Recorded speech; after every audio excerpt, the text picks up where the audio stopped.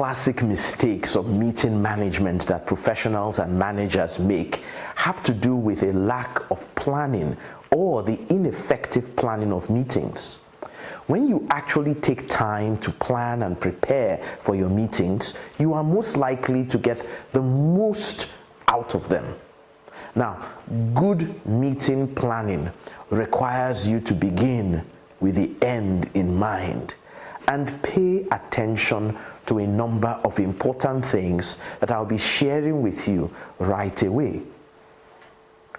The first is that you should plan the attendance.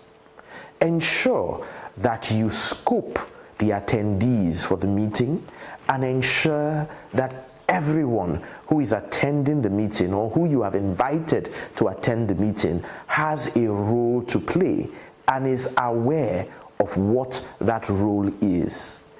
You see, people get irritated when they are invited to a work meeting where they are not required and do not know what role they are actually playing in the meeting.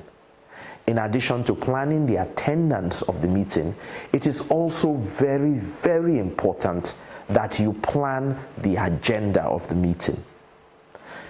In planning the agenda of the meeting, you should ensure that you have an agenda that spells out the expected proceedings at the meeting with time allotted to each agenda item and the anchor for each item clearly stated.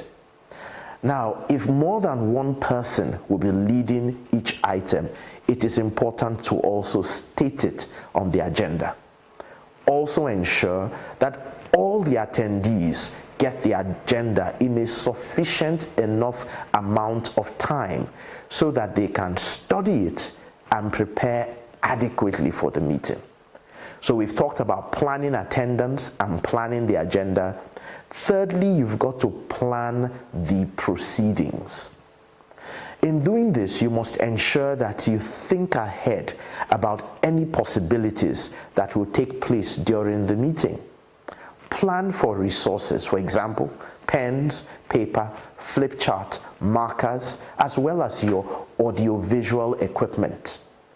Plan for these resources and, where necessary, before the meeting starts, check that they work.